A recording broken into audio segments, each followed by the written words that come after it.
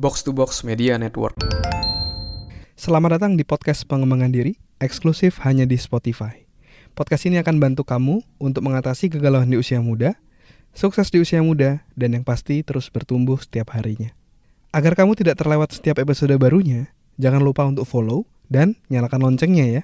Selamat mendengarkan. Hai Sentris Bures, dan pada podcast kali ini saya mau sharing tentang baikkah kita punya banyak impian. Ya. Ini saya juga menjawab pertanyaan dari Cak Nur yang sebelumnya ya. Jadi di webinar sebelumnya dia memberikan 2 pertanyaan. Kita udah bahas di episode sebelumnya tentang cara mengatasi rasa perfeksionis. Yang kedua dia bilang, saya mau tanya terkait kalau kita terlalu punya banyak mimpi, itu baik gak sih? Ketika kita akhirnya jadi gak fokus maunya apa, tapi di satu sisi saya bisa ngerasa bisa semua gitu. Nah, kita akan bahas pada podcast kali ini. Baikkah kita punya banyak mimpi atau punya banyak impian ya. Nah, tapi sebelum itu buat kamu yang mau sukses dimanapun kamu berada, bahkan di kota perantauan, kamu bisa join dalam free webinar Success Anywhere pada 4 Juni dari jam 10 sampai jam 11 nanti. Kamu akan belajar tentang yang pertama, Ultimate Success Formula, gimana rahasia sukses anti gagal. Yang kedua, tentang gimana cara memotivasi diri. Dan yang ketiga, gimana cara membangun support system untuk dirimu. Ya, kamu bisa join webinar tersebut secara gratis. Silakan klik link yang ada di deskripsi. Daftar sekarang karena slotnya terbatas. Oke? Yuk, mari kita bahas pertanyaan dari Cak Nur. Ya, baikkah kalau kita punya banyak impian? Ya, nah dari statement dari Cak Nur, saya ulangin sekali lagi ya. Dia terlalu punya banyak mimpi, jadi nggak fokus maunya apa, soalnya ngerasa bisa semua. Ya. Dari kalimat tersebut kita bisa membahas atau kita bisa melihat bahwa dia punya banyak mimpi, dia punya banyak impian, dia ngerasa bisa semua tapi akhirnya nggak fokus. Nah, pertanyaannya, kalau kita mau tahu mindset kita itu efektif atau enggak, kalau kita mau tahu prinsip yang kita pegang itu efektif atau enggak, kita perlu melihat dari kehidupan kita. Lihat dari hasil-hasil yang kita miliki saat ini. Apakah dengan memiliki atau dengan menerapkan prinsip seperti itu, akhirnya kita bisa berhasil mencapai berbagai macam tujuan kita. Ya. Nah, kalau misalnya ternyata setelah kamu mempraktekkan, setelah kamu menerapkan, mencapai berbagai macam impianmu tapi ternyata nggak ada yang tercapai, nah berarti kita harus mengubah dari mindset kita. Ya, kalau berdasarkan pengalaman saya, kalau kita punya terlalu banyak mimpi, itu nggak apa-apa. Ya, saya pun juga punya banyak mimpi. Saya pingin ke Amerika, saya pingin nonton NBA terus terang. Saya pingin keliling dunia, saya pingin ke Inggris, nonton bola di sana, nonton Manchester United, dan lain-lainnya. Saya punya berbagai macam mimpi gitu. Nah, namun yang perlu digarisbawahi adalah kita harus menentukan fokus. Kita mau mencapai yang mana. Ya, meskipun kita merasa bisa mencapai semuanya, di satu sisi kita harus ingat bahwa sumber daya kita itu terbatas. Dari misalnya tenaga kita, dari waktu kita, dari uang kita, itu semua terbatas. Kalau kita tidak fokuskan, itu kita tidak akan bisa mencapai apa-apa. Dulu saya juga punya banyak goal gitu ya. Terus saya mau mencapai itu semuanya dalam satu waktu, tanpa ada prioritas. Akhirnya saya gak dapat apa-apa gitu. Ketika kita mengejar 2 ekor kelinci secara bersamaan, kita akan berakhir dengan tidak mendapatkan apa-apa.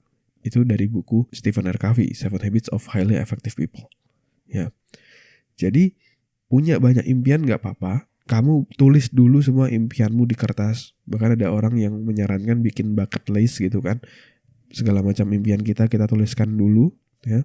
Tapi setelah itu, kamu harus memilih nih fokusmu. Mana yang mau kamu capai 5 tahun lagi? Mana yang mau kamu capai 3 tahun lagi? Mana yang mau kamu capai setahun lagi?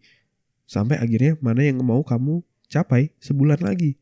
Ketika kita udah breakdown sampai akhirnya 1 bulan lagi kita mau mencapai apa, nah itu akan kita jadi jauh lebih fokus.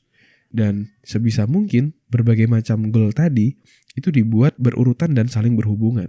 Jadi kalau kamu mau mencapai goal akhir apa, sebelumnya kamu harus mencapai apa, dan seterusnya. Kamu tarik ke belakang dan itu idealnya bisa berkorelasi, sehingga ketika itu berkorelasi, apa yang kamu lakukan itu akan relate dengan tujuan akhirnya. Ya mungkin cerita yang sebelumnya pernah saya share juga, ketika saya mau waktu itu punya goal, saya mau merit gitu ya. Nah, goal untuk merit itu tidak cukup hanya dengan punya goal mau merit, menentukan tempat dan lain-lain. Itu gak cukup. Saya harus punya goal yang sebelumnya lagi untuk mendukung pencapaian goal tadi, yaitu adalah income yang jauh lebih tinggi. Karena dengan income yang sebelumnya saya agak sulit untuk bisa memenuhi kebutuhan dan gaya hidup yang diinginkan untuk keluarga saya. Akhirnya sebelum saya mencapai goal untuk merit tadi, akhirnya saya punya target, saya punya goal mencapai income tertentu. Nah, punya income tertentu itu di breakdown lagi. Mencapai itu harus dengan pekerjaan baru. Nah, pekerjaan baru itu di breakdown lagi. Kalau bulan depan mau mendapatkan kerjaan baru, sekarang mulai harus rapiin CV. Sekarang harus mulai belajar interview. Sekarang mulai belajar lagi tentang HR lagi untuk bisa mencapai goal saya diterima sebagai as a HR manager dan seterusnya. Jadi kamu silakan punya banyak impian gak apa-apa. Kamu tulis dulu semuanya ya. Terus kamu kasih timeline. Kamu susun nih rencana kehidupanmu. Ya, your life plan nih seperti apa. Tapi ingat, mulai dari akhir, mulai dari goal besaranmu dulu, baru tarik ke belakang. Bukan dari goal sekarang, baru ke depannya gimana. Bukan dari goal bulan ini apa, bulan depan apa, terus sampai akhirnya ke 5 tahun lagi. Enggak, kalau misalnya kamu punya goal 5 tahun lagi, kamu breakdown ke belakang. 5 tahun, 4 tahun, 3 tahun, sampai akhirnya ke sekarang. Sehingga kamu bisa lebih fokus menyelesaikan goalmu, tugas-tugasmu, dan berbagai macam goal yang kamu lakukan itu ada korelasinya dengan pencapaian goal lainnya yang jauh lebih besar.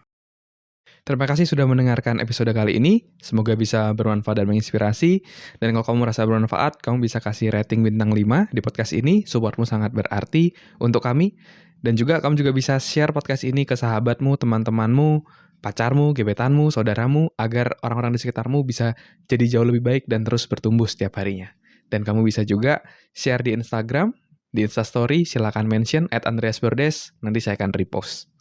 Dan buat kamu yang mau belajar bikin podcast, kamu bisa bikin podcastmu sendiri di anchor.fm. Buat kamu yang mau belajar cara detailnya, dari gimana menentukan tema podcast, gimana cara upload podcast di anchor.fm, sampai gimana agar kamu bisa konsisten bikin podcast, kamu silakan cek konten eksklusifnya, tutorial yang sudah saya buat, silakan klik link yang ada di deskripsi. Terima kasih semuanya. Never stop learning, because life never stop teaching.